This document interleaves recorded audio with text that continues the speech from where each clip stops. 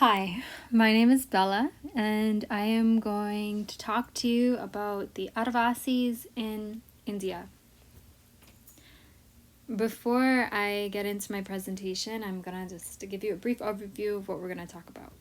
So throughout my presentation, I will be referencing similarities between the lived experience of the Adivasi people in India and the First Nation and Métis peoples of Canada. Before looking at specific tribal populations in India, it is important to first define what this means according to the caste system. To understand the caste system and how the Constitution of India came to be, we must first start with British imperialism and its influence in creating a post-colonial India. Before we get into that, we're just going to do a quick introduction into the diversity of India. India is a diverse country with a population of 1.622 billion people and over 200 languages spoken throughout various regions, the main being Hindi in the Devanagari script. These regions are divided into 5 subcategories: the Northeast region, the Sub-Himalayan region, Central and East India, South India, and Western India.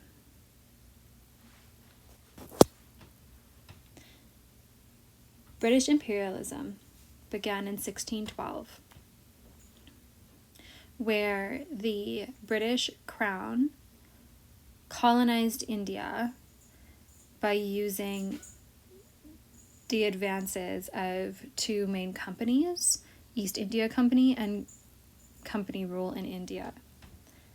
The expansion of these companies led to just a reduction in just over 3% global GDP, or gross domestic product.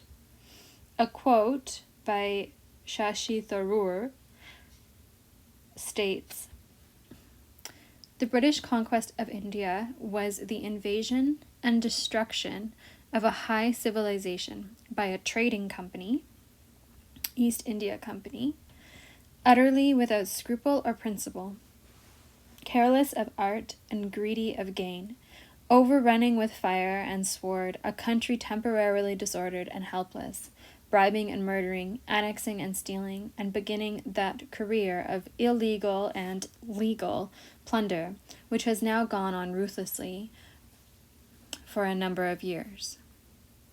This has led to everlasting poverty and inequality in India." We can make a connection here to the First Nations and Métis experience in Canada. The same approach was taken when Christopher Columbus, air quotes, discovered Indigenous peoples on Turtle Island. The general population of original inhabitants of our land, which is now known as Canada, were overlooked and perceived as a burden. But the resources of First Nations people, such as land, animal wildlife, and trap lines, were viewed as valuable. Residential schools turned out to be a severely problematic experiment for the British, as it was their way of attempting to adapt First Nations into British culture. On August 15, 1947, India officially declared independence from the British. This day is most widely acknowledged globally. However, it also led to a division between East and West Pakistan. This division led to war between Hindus and Muslims, which continues to this day. Another important date is January 26th. This date is important because in 1950, India declared itself a republican country. The Constitution enabled this decision-making power, as India was in a position to choose their own government. January 26th is also known as a national holiday and is recognized as Republic Day. India became a republic not first without the help of empowered women, in which we will talk about in later slides.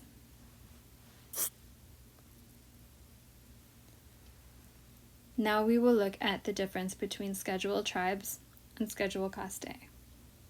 Over 700 different tribes exist in India. We are going to focus on India's rural population as a whole because there is too much scholarly debate about what constitutes as a tribe and what doesn't.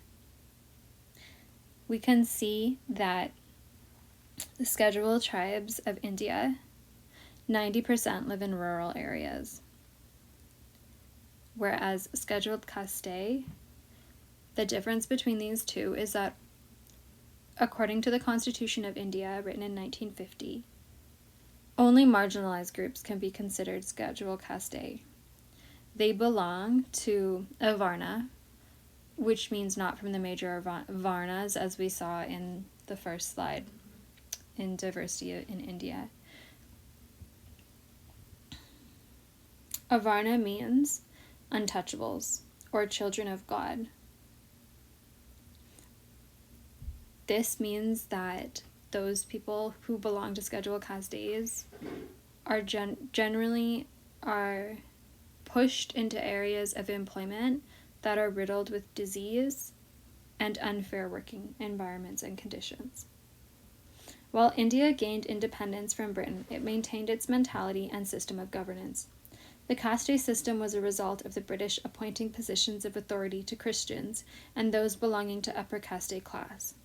This went on for 60 years until the 1920s, when there was a change in policy called positive discrimination, where those of a lower caste were reserved specific jobs. In 1948, a year after India declared independence, negative discrimination was banned. However, the caste system is still practiced in certain regions. Here is a chart that looks at the growth of scheduled tribes. As stated previously, these tribes have grown exponentially in the last 60 years and is predominantly populated by females. Who are the Adivasis? The Adivasis are considered a scheduled tribe and collective term for all Indigenous peoples of India, falling under its umbrella. Adi means beginning. Vasi means inhabitants. This is a Sanskrit word. The Adivasis are native to India, which is located in the southeast hemisphere of Asia, as mentioned before. The term Adivasi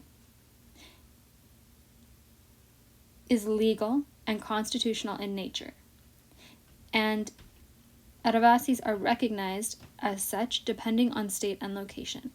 In some areas, scheduled tribes are not recognized, deeming those minority groups as scheduled caste. We will take a look at one of those minority groups in this slide, known as the Gond tribe. The largest tribal population in India is the Gond tribe, sitting at over 12 million people. This high number affects the very noticeable poverty line throughout India. 3 million of these peoples, 3 million of Gonds speak Gondi, which is unwritten and derived from Dravidian language. The rest of the population has lost their language and speaks some form of Hindi, Marathi, or Telugu, depending on whatever is dominant in their region. Most populations reside in south, west, and central India, with the exception of 2 northern countries where they are considered scheduled caste.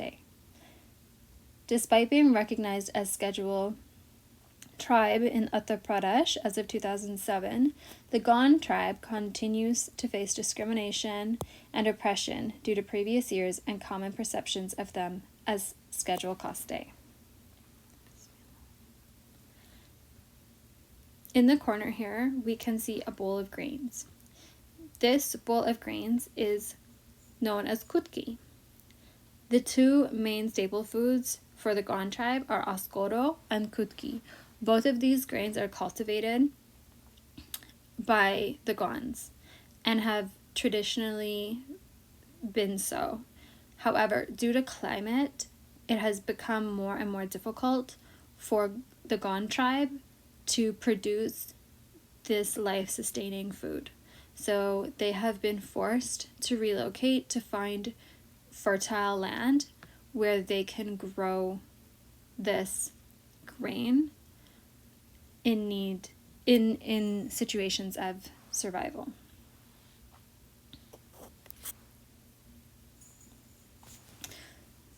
The tribal queen of the Gond ruled the Gond tribe from 1550 to 1564, and she belonged to the Raj Gond, which is the ruling class of the Gond tribe.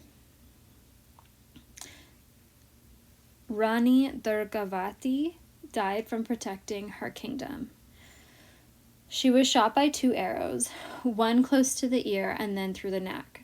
She lost consciousness during this fatal attack, but once she regained consciousness, she was advised to leave the battlefield but refused, and instead she took her own life with one of her own daggers.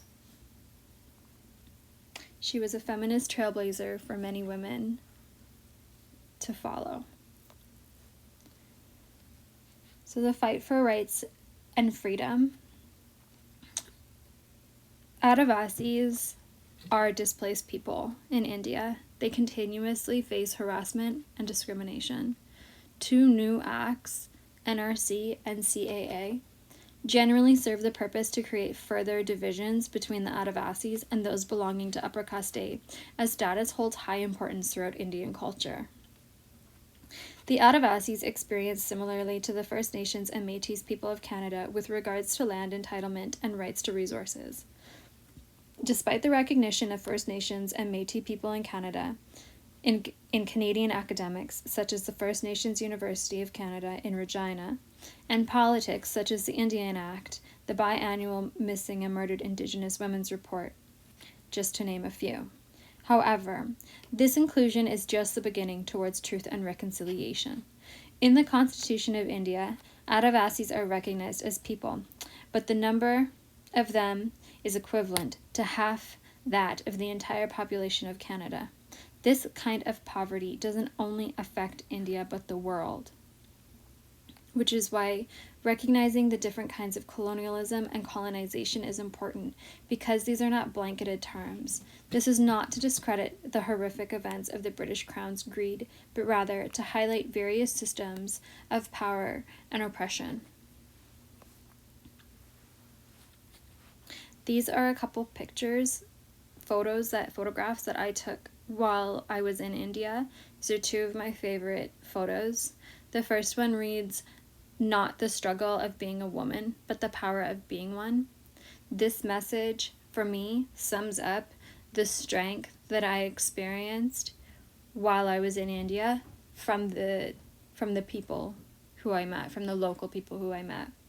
This candid photo to the right, this is called the rickshaw, which is the general transportation for most people in India. And this woman here, she's balancing grains on her head. I don't know how much it weighs, but she's doing it so elegantly, and it's beautiful. So in conclusion, India is a diverse yet complex country to understand in terms of language, culture, populations, and systems of power and oppression. I had to dig deeply to understand the history of India, as it is complex, and while certain aspects reflect Canadian history, it's still vastly different. The caste system is one of power and oppression, and as long as it is in operation, India's tribal population will continue to suffer in grave ways. Ways in which we can use this presentation towards a collective good is by continuing to educate ourselves on the situations in other countries, specifically India, and the way that Adivasis are being affected with the current times, especially with their Prime Minister Modi, who's turning India into a Hindu national state, creating a further divide between Muslims and Hindus. This divide directly affects the Indigenous peoples of Adivasis. There is a movement that hasn't gained as much traction as the Black Lives Matter movement, but it is called Adivasi Lives Matter. And even through the use of social media, I believe that we can be a part of a bigger movement and collective.